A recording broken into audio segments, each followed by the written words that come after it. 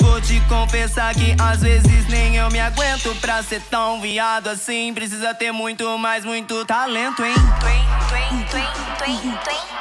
Talento, hein? Talento, hein? Bom, feita essa apresentação, eu confesso que quando me propõe debate, eu geralmente levo muito a pé da letra, né? Então eu espero que a gente possa fazer aqui um debate sobre o filme. Quando a gente vê um filme, a gente fica naquele impacto, sobretudo um documentário como esse, Línguas Desatadas. O anterior eu já conhecia também, que fala muito do período da década de 80, quer dizer, o fim da ditadura, e remete também muito, sobretudo com a Cláudia Wonder, de quem eu tive o prazer de ser amigo, remete também ao período da ditadura, evidenciando exatamente a homofobia. E o Língua Desatada, ele nos coloca numa discussão que eu acho que é de maior aprofundamento, que aparece no primeiro documentário, mas que talvez não fique tão explícito, né? Eu fiquei pensando muito, sobretudo em relação à história de figuras políticas que a gente conhece nos Estados Unidos, e o filme que fez muito sucesso, né, Harvey Milk, né, fica parecendo para a gente que ele foi um dos primeiros, né, ou o primeiro, né?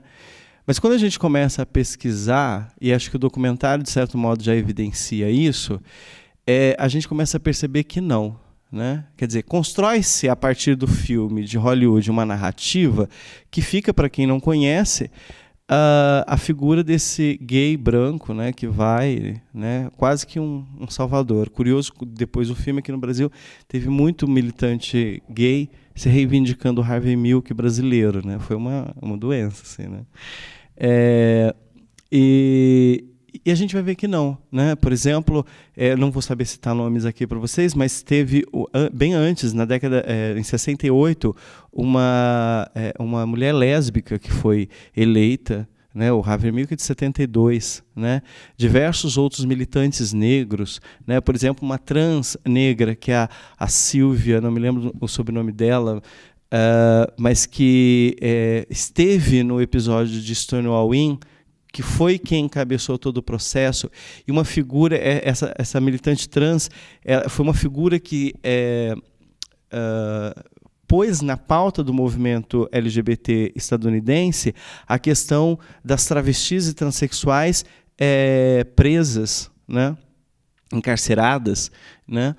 E aí a gente, diante, então, para quem está começando a conhecer um pouco a história desse movimento, se depara com uma narrativa hollywoodiana como Harvey Milk, e fica para a gente essa impressão, quem não conhece, fica a impressão de que, né, são sempre os brancos que colocam essa discussão.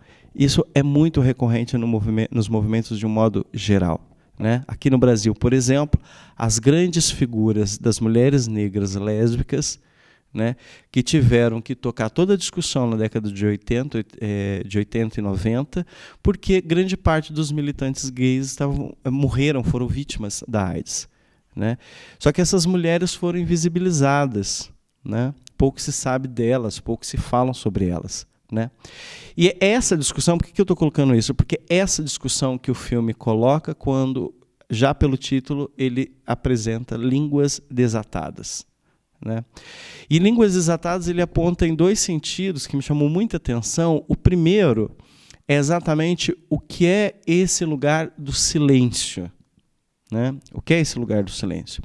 Uma das coisas, eu como trabalho muito com análise de discurso, uma das coisas que é muito evidente para nós é que o discurso ele sempre produz silêncio. É próprio do discurso produzir silêncio. O silêncio também é um discurso. Né? Mas há discursos que produzem silenciamento. Né? Ele atravessa a garganta e impede que o outro fala. Né? E isso é recorrente na nossa sociedade de um modo geral, sobretudo com esse grande esse oligopólio midiático, que inclusive essa questão aparece no documentário, né? Quer dizer, beleza, a gente hoje vive uma liberdade de expressão, né? Mas pautada por quem? Pelo marketing, né? Pela venda. né? Quer dizer, essa produção de silenciamentos, ela é uma marca dessa nossa sociedade capitalista. Dessa sociedade capitalista, não sei se dá para chamar de nossa. Então, nesse sentido, e aí quando essas vozes começam a ser desatadas, quando essas línguas se desatam, elas incomodam profundamente, né? Profundamente. E, de certo modo, é o que o documentário vai tentar evidenciar nesse aspecto, né? Então, um dos aspectos, exatamente, o primeiro é esse lugar do silêncio. E o silêncio, que é muito bem colocado, ele é uma espada, mas uma espada de dois gumes, né? Porque o silêncio ele também é uma arma, né? Mas o silêncio, muitas vezes, ele é resistência, ele é o lugar da resistência, mas ele também é o lugar da morte, né?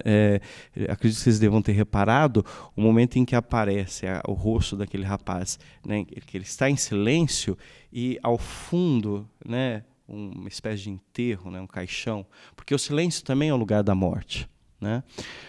E o segundo aspecto que eu queria comentar aqui com vocês é exatamente quando a língua se desata, ela não se desata do modo como nossos ouvidos estão acostumados. E aí o estranhamento, né? Quer dizer, qual é a língua que se desata? É uma outra linguagem, que é a linguagem corporal, né? E aí o snap, né, os estalos, né, que são um lugar que é um lugar discursivo que evidencia resistência, que evidencia pertencimento, e aí é muito interessante porque também traz, por exemplo, a cultura que é característica da população LGBT negra dos Estados Unidos, que é o Vogue, né? E hoje eu estava até conversando com o Renan a respeito disso, por conta do... A gente conhece Vogue, sobretudo por dois motivos. Pela música da Madonna, né, e pela revista Vogue, né? Mas, na realidade, é uma apropriação dessa cultura que é uma cultura de resistência, né? Que aponta exatamente o quê? O modo de se comunicar, mas uma outra forma de comunicação. E aí, talvez a gente ache muito interessante e bonito, até porque é histórico, né? E até porque já se tornou internacional, quando a gente vê esse documentário. Mas talvez para a gente pensar o quanto que isso é estranho, a gente poderia trazer para a nossa realidade, né? E eu pensei, na hora quando eu vi esse momento, eu pensei muito qual é a língua que se desata, por exemplo, na parada LGBT, né? Uma das coisas que, aliás, é recorrente nas críticas feitas à parada é que lá rola muita putaria. Eu acho que não rola tanto, né? Eu vivo procurando e não acho, né? Como eu gostaria, né? Mas as pessoas acham que rola putaria, muita putaria. O que é a putaria que eles veem? Primeiro que é putaria dois homens se beijando, duas mulheres se beijando. Segundo, é putaria, por exemplo, as travestis, e para mim isso tem um peso discursivo significativo, uma coisa que sempre me chamou muita atenção. Elas costumam ficar na Paulista com seios de fora, né? Inclusive, mesmo dentro do movimento LGBT, organizadores de parada, inclusive, costumam, às vezes, repudiar esse tipo de prática, que é característica das travestis, né? Dizendo que isso era... Quer dizer, como que a gente pode lutar por respeito se elas não se dão respeito, né? Como se respeito fosse uma coisa que, né, você troca, né? Me dá seu respeito que eu te dou o meu, né? E isso incomoda profundamente, né? Vocês já devem ter assistido Paradas do Orgulho LGBT aqui na Paulista, né?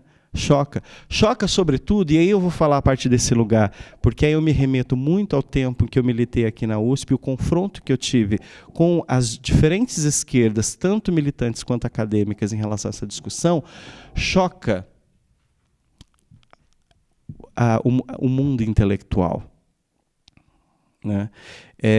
As pessoas ficam profundamente incomodadas e não conseguem ver na parada esse discurso de potência, de revolução, de movimento, né, de militância.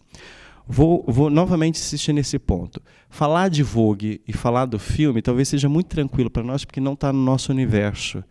Então, assim, eu quero falar do filme, mas a partir de algo que para a gente não é tão tranquilo, né? Porque, do contrário, a gente é incapaz de entender a proposta, a provocação que o filme faz, né?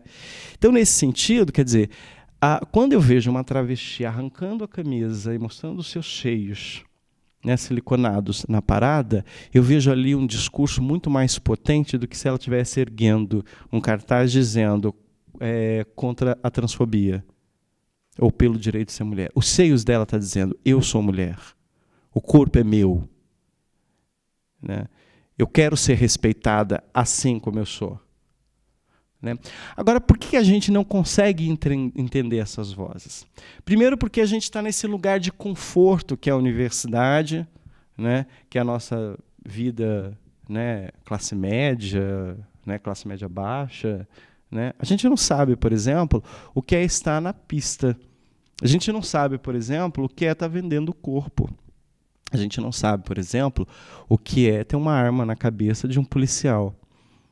Né? O que é ter que correr, né? Ser agredida.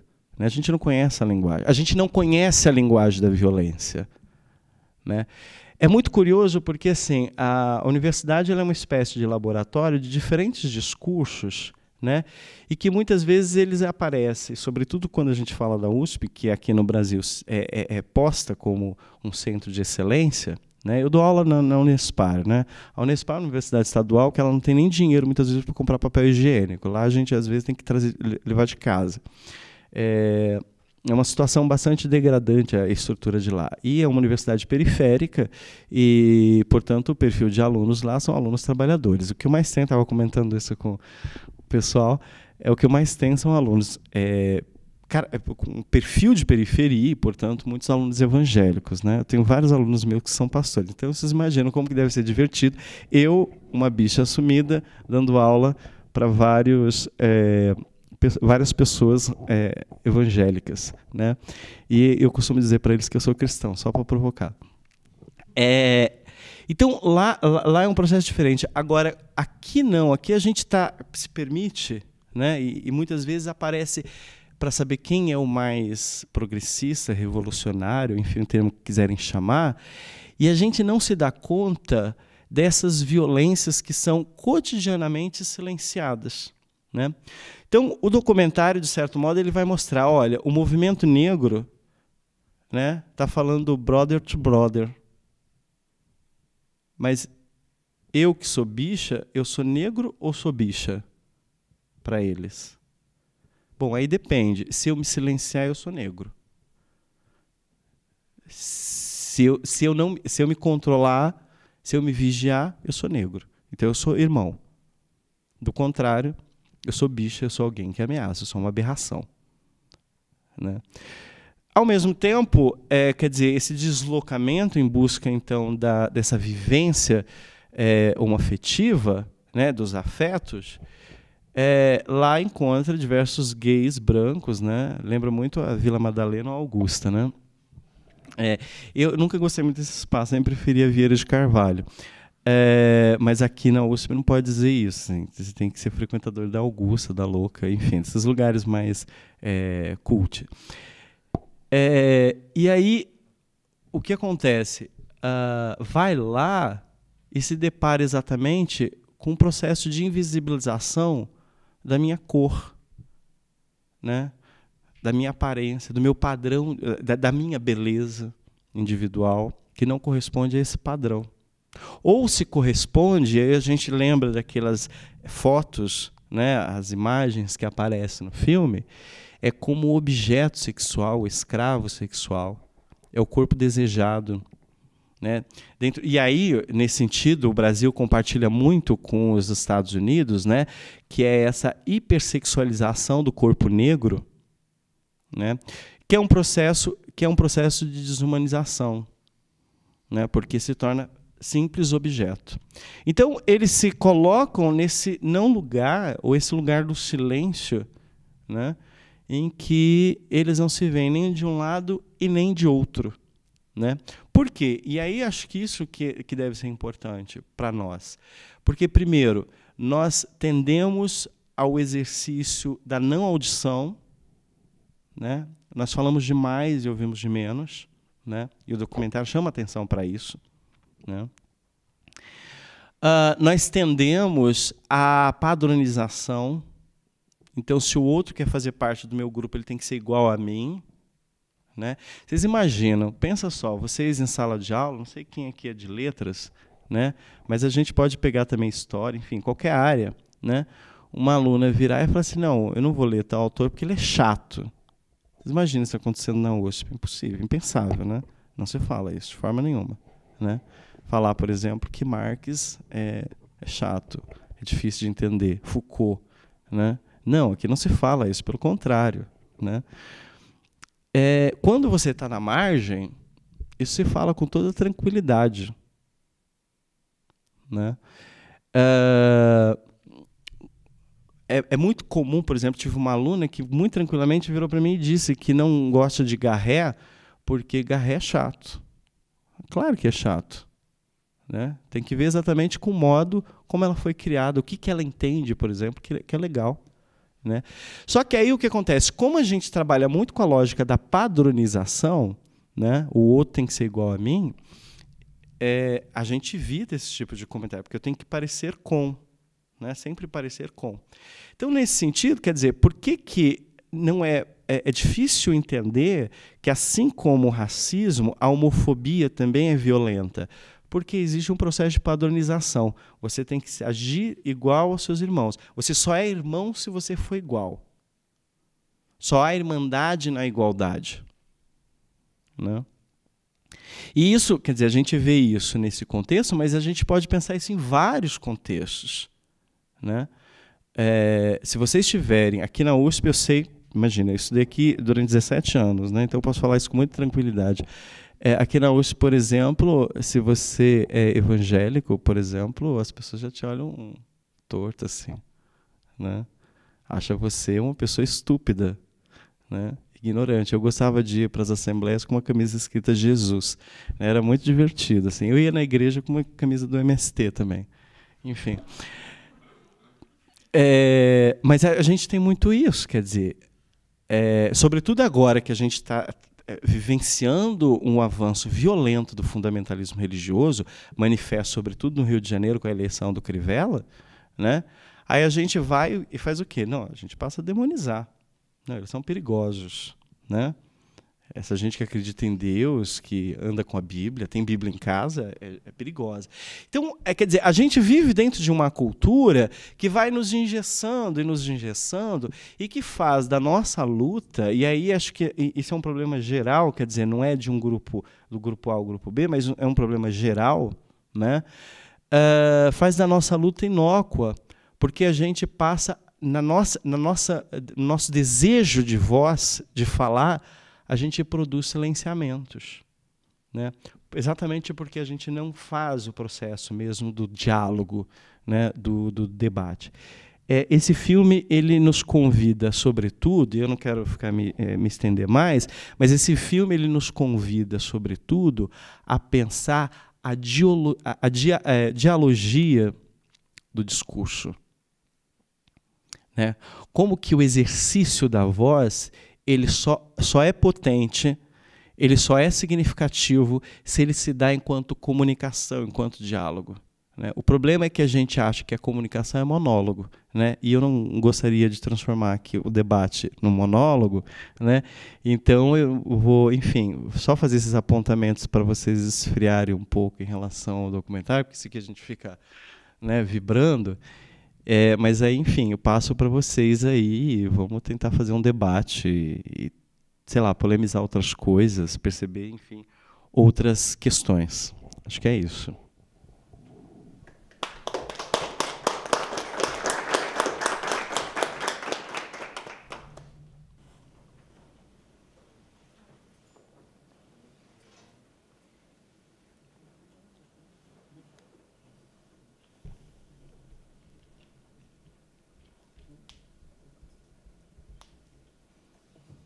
Quem vai ser a primeira ou primeira a romper as pregas do silêncio?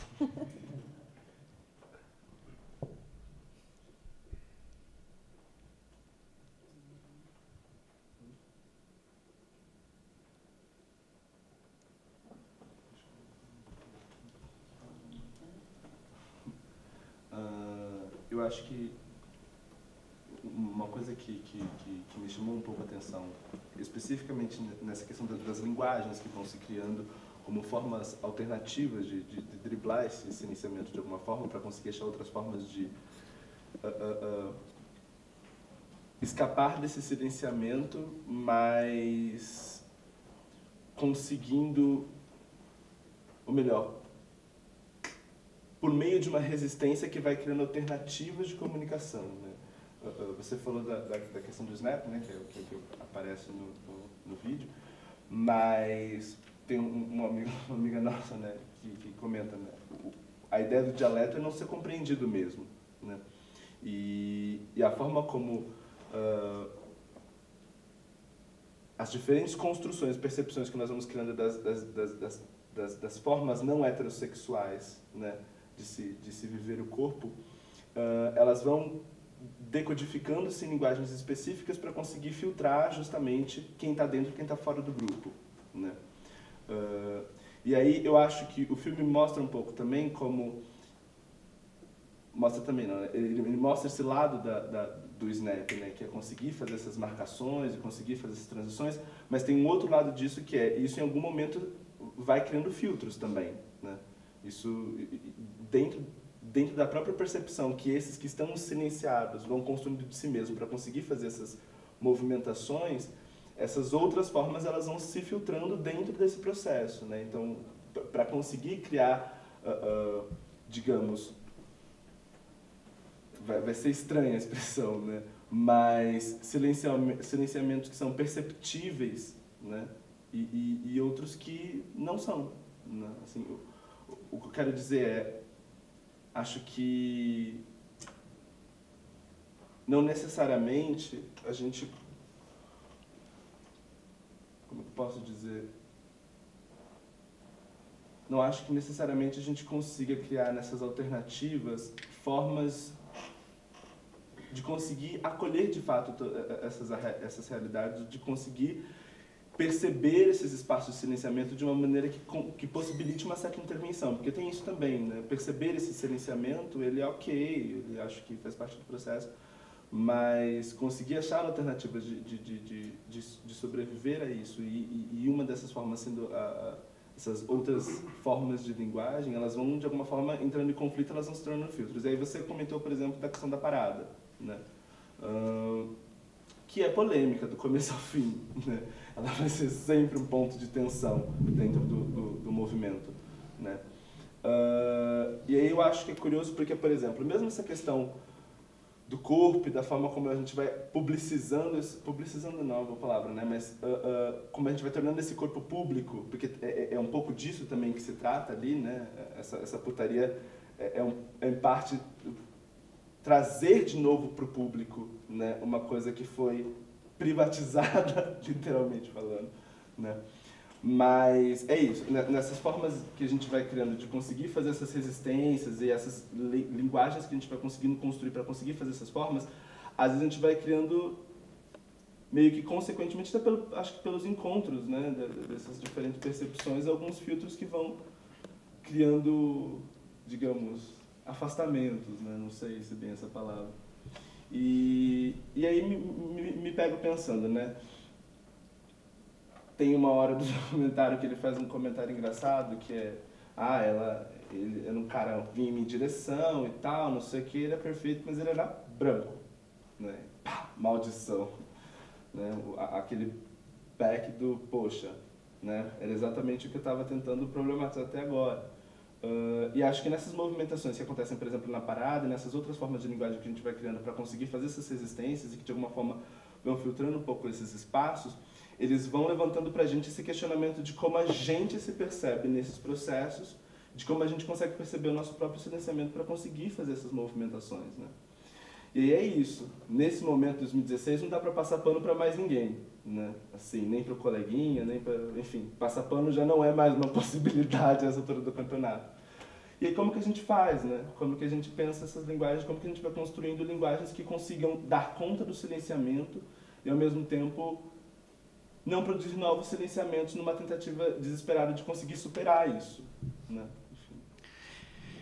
Então, eu acho que Quer dizer, se eu conseguir entender bem a questão que você coloca, é a problematização, eu acho que a primeira coisa é a gente romper com a ideia de universalidade, né? A ideia de totalidade, né?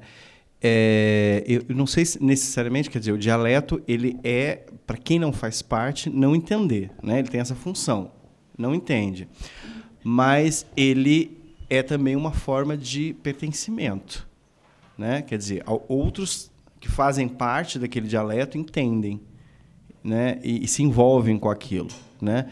Então, quer dizer, o Snap, por exemplo, quem faz parte desse mundo LGBT negro entende, né?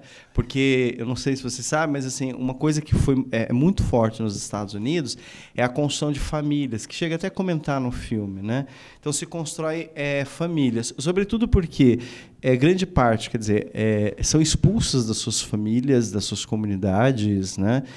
E ao mesmo tempo não fazem parte daquele padrão de classe média alta de São Francisco, né? E aí eles vão viver exatamente nos bairros periféricos das grandes cidades, né?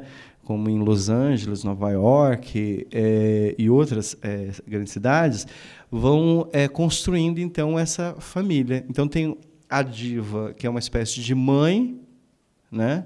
E que, portanto, se legitimou nesse processo, e vai ter seus filhos, né? Que vão, então, depois participar dessas disputas, né, dos snaps, da Vogue, né, e por aí vai. Então, o que acontece? Ali eles criam uma forma de sobrevivência, mais do que resistência, é de sobrevivência, é de sobreviver.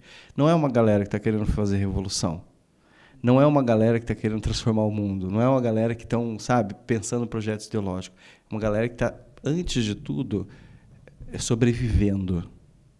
E eu acho que essa é a primeira questão da gente entender, né? A maior parte da população está num exercício de sobrevivência, né? Não sei se vocês já andaram de trem às 7 horas da noite, da Luz para Guaianazes. Eu já, é divertido. O que acontece? A gente, quem nunca andou, fica chocado com aquilo, porque assim a estação está lotada, né? Não tem estrutura para aguentar tanta gente, né? E aí quando chega o trem, aquela manada assim, brrr, e se você bobear, te atropela, né? Eu, por exemplo, cresci muito com isso antes de entrar na USP, trabalhando, tendo que pegar trem lotado, quer dizer, sempre morei em Guaianazes. Então, essa sempre foi uma realidade. E esse estranhamento, para mim, quer dizer, o processo é esse. Por quê?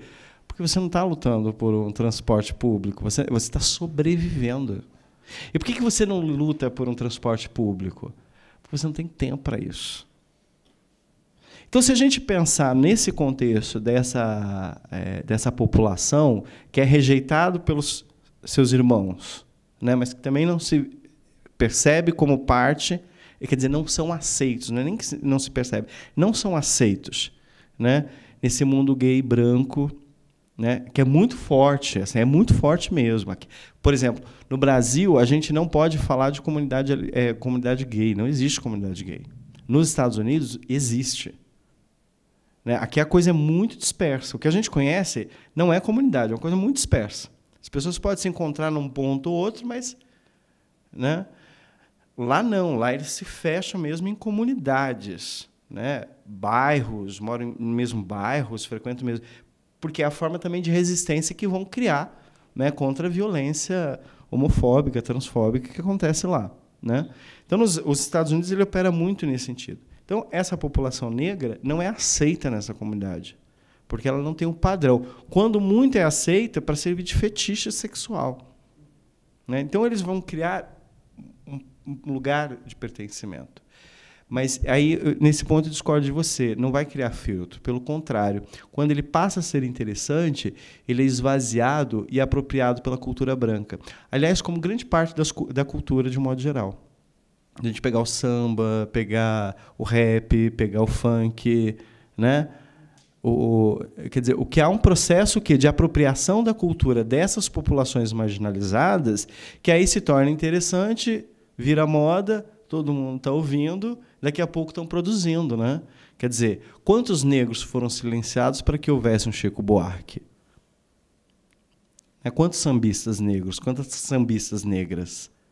A gente não se questiona, não, pelo contrário, né?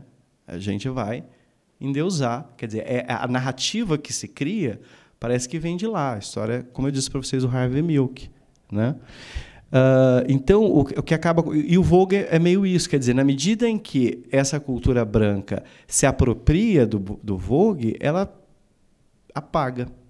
Então, na realidade, não há filtro, há apagamento. Por exemplo, não sei se vocês já viram um clipe da Madonna dançando Vogue. A gente estava até conversando isso hoje à tarde. Eu gosto muito da música Vogue e gosto também muito da Madonna. Mas aí eu fui ver, por conta do documentário, e também gosto muito de Leque. Eu fui ver o documentário, por conta do documentário, fui ver a versão da Madonna, né? E aí acabei encontrando uma em que ela dança e ela está vestida de sinhá. E aí, assim, até então tudo bem. Estava lá. Beleza, estava dançando tudo.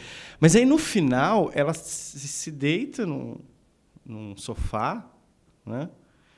E aí os dançarinos dela, que em sua grande maioria são negros, né? Que estavam vestidos exatamente de escravos, né? Pegam e carregam ela para fora do palco. Percebe o esvaziamento, né, o apagamento? E é muito curioso isso, porque, quer dizer, o que você tem, na realidade, não é filtro. Né? O que se existe é uma apropriação e outras formas de silenciamento. Né? Por exemplo, vocês devem lembrar do contexto da eleição para a presidência, o quanto se diz que nordestinos são burros, não sabem votar, porque votaram no PT. Né? Isso dito por paulistas. Né? Quer dizer, se a gente pegar a história da intelectualidade da arte brasileira, o que a gente tem, né, de artistas, nomes importantes, né, de vários estados do Nordeste, só que a gente simplesmente apaga isso. Quer dizer, se apropria do que é produzido lá, faz essa apropriação, traz para cá, vira moda, né? Vira uma coisa universal e aí se perde a referência. Né? Já não se diz de onde é mais. Né? Então, isso é uma prática comum, característica desses grupos dominantes, né? Essa apropriação indevida, que ela tem sido muito denunciada, sobretudo pelas mulheres negras militantes. Né? Essa apropriação indevida, né, de certas marcas, características feitas própria da cultura negra. Né? Então, isso é o que acontece frequentemente. Né?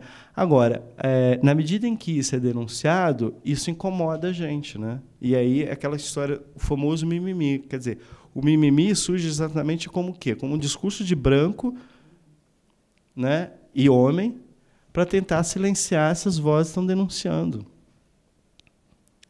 Né? Que estão dizendo, olha o que está acontecendo ali. Olha o que vocês estão fazendo. Olha como a coisa se dá. Né? Por quê? Porque a gente não quer. Né? E uma das coisas tem que ver exatamente com essa ideia de universalização. A gente acha que pode chegar a um momento da sociedade em que tudo vai ser paz e amor. Não. Primeiro que a sociedade ela não existe. O que existe é guerra, o que existe é violência. Né? A gente precisa se dar conta disso. Né? Então, essa relação de apropriação e resistência ela vai sempre marcar esse jogo. Né? Então, nesse sentido, né, respondendo, por fim, a sua questão,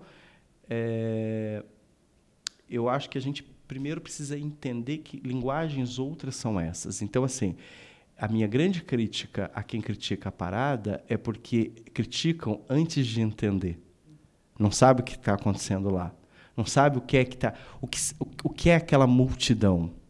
Por exemplo, uma coisa que grande parte da esquerda, mesmo gays, LGBTs, ignoram é exatamente o menino que sempre aprendeu que o que ele desejava era pecado, doença, maldição, anormalidade, né?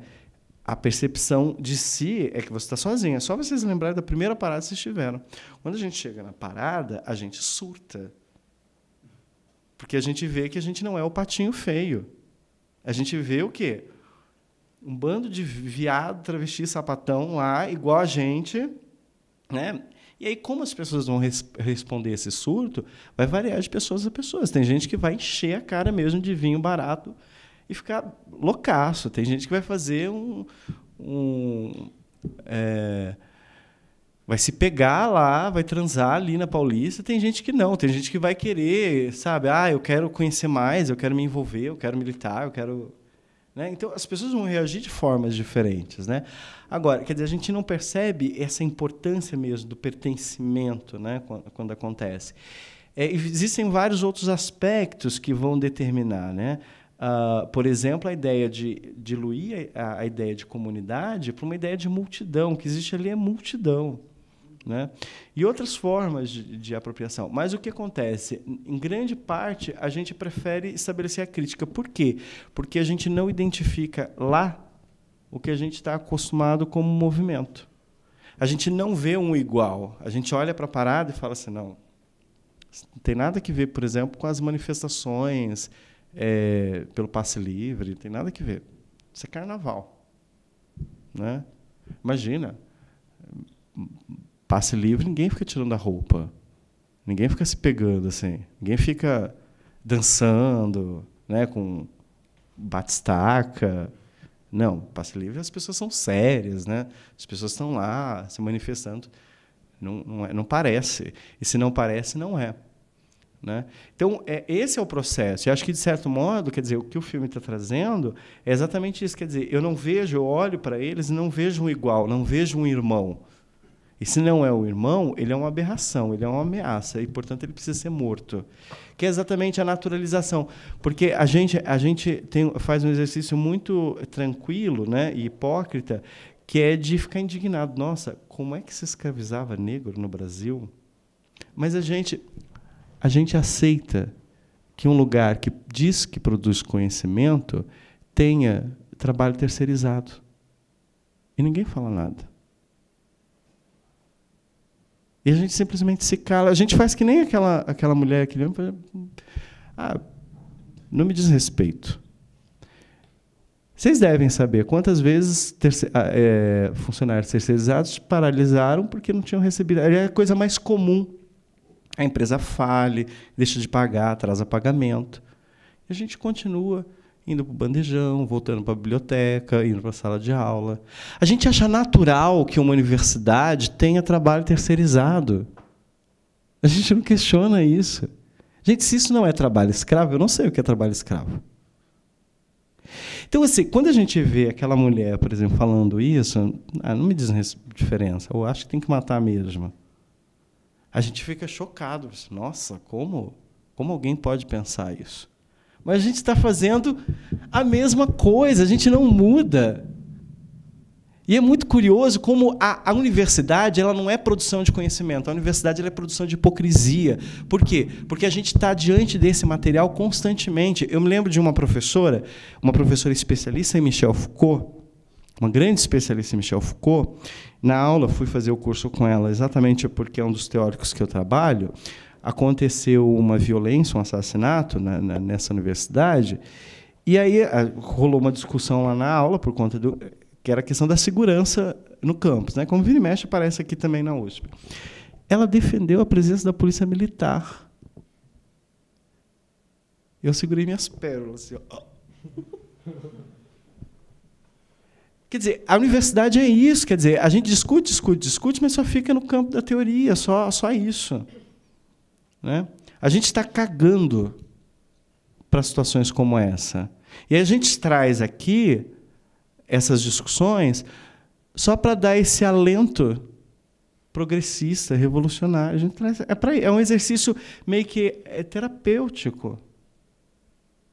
Né? Então, e aí por isso que a gente esvazia, né? Porque aí então a gente ia falar assim, não, eu sou super defensor da luta dos índios. Então eu coloco lá no meu Facebook Dário Kaiowá e pronto, tá ótimo. Né? É que nem filho, né, com mãe, né? Nunca vai ver. Quando ela morre, coloca fotos para esses saudades eternas. Põe um poema do Drummond. A gente é isso, né? Esse poço, quer dizer, quando estava viva, né? Teve uma vizinha estava me contando que a sogra do filho dela morreu de depressão. Por que morreu de depressão? Porque foi abandonada pelos filhos, né? Provavelmente agora eles devem estar postando foto dela, dizendo, morrendo de saudades, né? Então, a universidade é meio isso, sabe? Essa coisa do tipo, a gente está pouco se importando. Aí, quando acontece a violência, que a gente faz mesas, seminários, né? Um puta investimento, né? Nomes, os bambambãs, né? Para todo mundo ficar aplaudindo. Ninguém está ouvindo nada. Se eu fizer uma prova depois da palestra, metade repete. Eu disse, eu não entendi nada, mas foi o máximo, porque ela é o máximo. Ela fala muito bem. A gente é isso. Né? Quer dizer, a gente não está fazendo, porra, mas e aí? O que é isso para mim? Como é que é esse lugar? E é muito curioso porque, assim, quem vem de uma experiência periférica, marginal, e que tem que voltar para lá, né? Porque quem vem de periferia provavelmente é o único e vai continuar por muito tempo o único da família que é universitário, né? Pelo menos na minha família é assim, né? Você é defrontado com isso constantemente. Quer dizer, você volta para cá, ou então você vai romper e dizer, não, eu não quero voltar mais para lá, porque aquilo lembra coisas que eu não quero lembrar, né? E aí você incorpora mesmo o status quo e se torna um universitário, né? Se você não fizer isso, se você não romper com isso, tiver que voltar, você é defrontado constantemente. Eu me lembro, por exemplo, quando eu voltei para casa, imagina, muitos anos discutindo relações de gênero, violência contra a mulher aqui na universidade. Quando eu voltei para casa, eu lidei com uma situação exatamente... A minha irmã estava envolvida com um cara que a gente tem quase certeza que era traficante, né? Apanhava dele, vinha para casa, a gente tentava ajudar, não queria denunciar ele, e era extremamente agressivo com a minha mãe, né? Colocando minha mãe em condição de vulnerabilidade. Como é que você lida com uma situação como essa? Em que a que violenta é uma mulher, a minha mãe, é uma outra mulher, e que também está sendo violentada. Então, assim, a gente é defrontado. Ou a gente pira, ou a gente esquece tudo que aprendeu na universidade e vai tocar a vida como der para tocar, tenta sobreviver, ou a gente tem que repensar esses lugares, né? Então, eu acho que é muito isso, assim, né? De como é que a gente está aproveitando isso.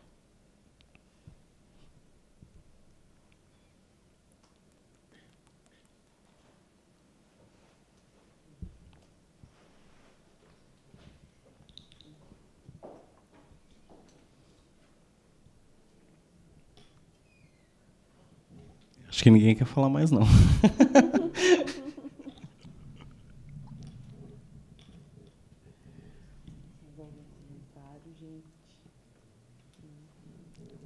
Eu só gostaria de aproveitar, então, esses últimos momentos, acho que pensando muito nessa questão, porque uma das coisas que marca a minha formação também é o discurso religioso, em vários aspectos. O ano passado eu fui contemplado pelo PROAC LGBT, e aí uma das coisas que sempre me instigou foi pensar literatura, né? E aí, resultado disso, foi a publicação desse livro, Candelabro, né? Que é um livro, 7 contos, que ele faz a intersecção entre religião e sexualidade, né? E aí eu vou fazer o lançamento dele sábado no Museu da Diversidade, às 15 horas, das 15 às 18, né? E aí quem tiver interessado, ele será vendido a R$25, né? Quem tiver interessado, o Museu da Diversidade fica ali no Metrô República, no mezanino, né? E aí vocês estão convidadas e convidados a estarem lá. E agradecer o convite, agradecer a audição de vocês. E é isso. Obrigado.